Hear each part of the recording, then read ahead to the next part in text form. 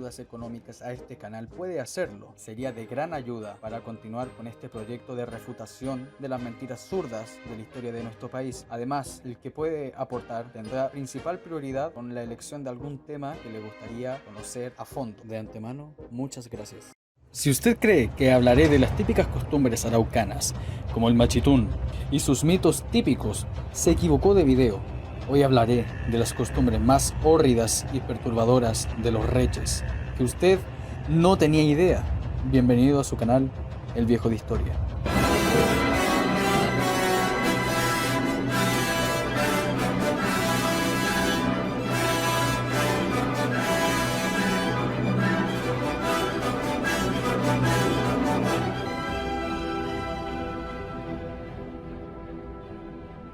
La primera costumbre que tenían eran los sacrificios humanos.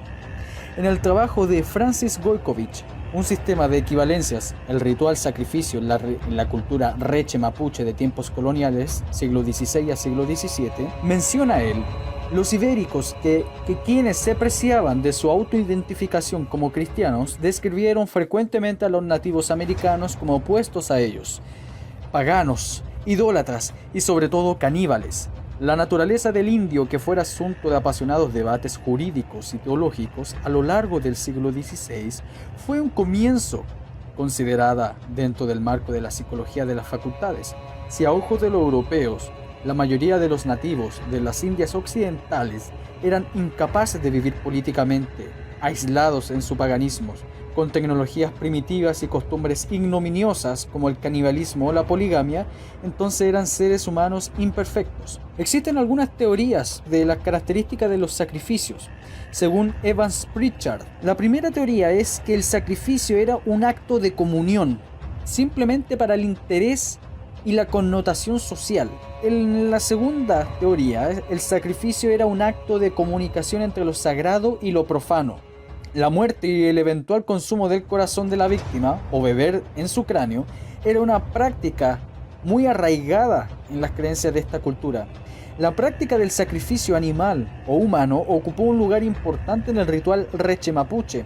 Desde tiempos coloniales se constata la vigencia de la inmolación humana, hasta bien avanzado del siglo XX, como el caso del niño sacrificado de los años 60. Y ellos llevaban sangre pura que era de este niño, la tiraban al mar, el mar se iba a tranquilizar. Y ellos no pensaban solamente en salvar aquí Puerto Saavedra o Nehuentúe, sino que ellos, el mar se calmaba, se iba a salvar toda la gente que vivía alrededor de la costa.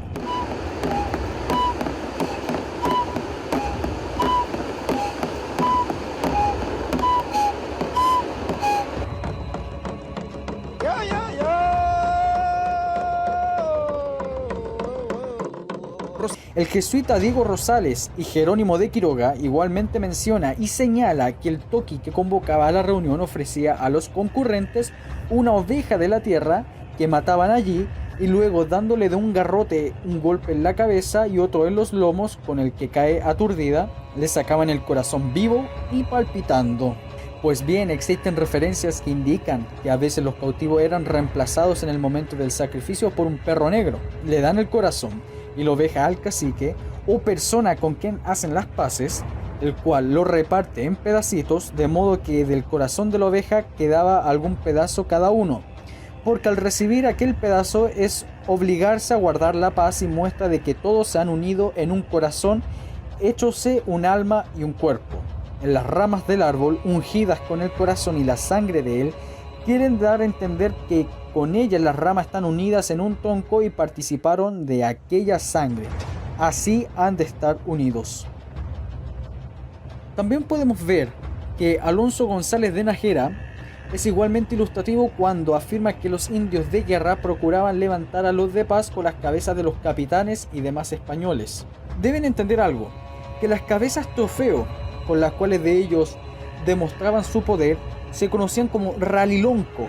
Ralilonco viene del término rali, que viene de palo, y lonco, que viene del término cabeza o líder. Podemos ver el caso de raliloncos de dos eminentes gobernadores como Pedro de Valdivia y Óñez de Loyola, muertos en combate en las rebeliones de Tucapel y Curalaba sucesivamente.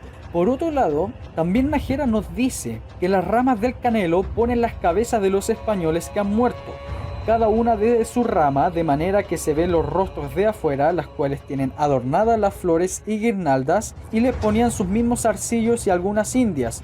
La ornamentación de los cráneos con adornos femeninos parece confirmar nuestra observación, reducir al adversario hasta arrebatarle los atributos de la masculinidad y a través de la feminización de su persona. La segunda costumbre que tenían ellos era el canibalismo, y voy a leer dos crónicas, una contada por Francisco Núñez de Pineda y Bascuñán, y la otra contada por Alonso de Góngora y Marmolejo.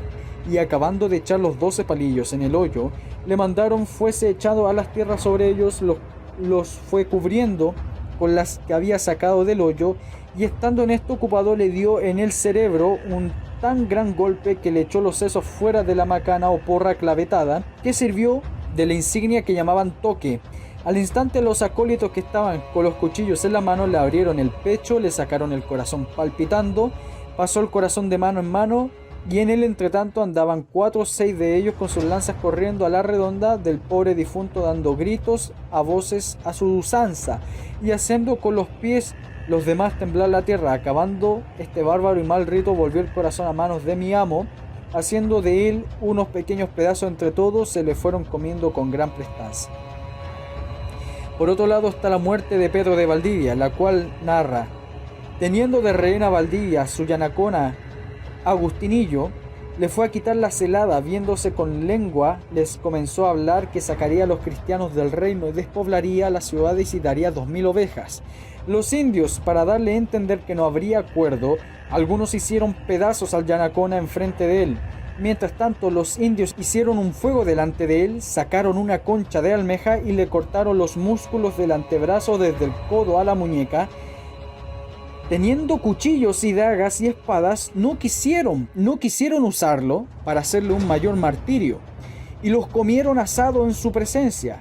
Hecho muchos otros vituperios, lo mataron a él y a su capellán y clavaron su cabeza en una pica, sin contar que después de matarlo le sacaron el corazón y se lo comieron de igual forma. En tercer lugar están las costumbres familiares. Si bien la mujer dentro de la cultura araucana era una mera moneda de cambio, como dice el historiador Gonzalo Vial, no era propietaria de nada, ni como hija de familia, ni como heredera del padre, ni como mujer casada. Era la que hacía la mayoría de los trabajos del hogar, ya sea agricultora, alfarería, labores de crianza y telar. Para el hombre promedio, que tenía 4 mujeres, estas le eran fundamentales en la fabricación de textiles. Cuando una se casaba, el yerno tenía que pagarle con muchos animales para resarcir la pérdida. Por último, y lo más brutal de la vida familiar, era el trato.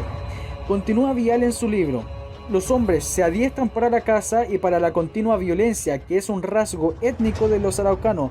Mezclan el desprecio y el afecto por su madre, llegando a golpearla.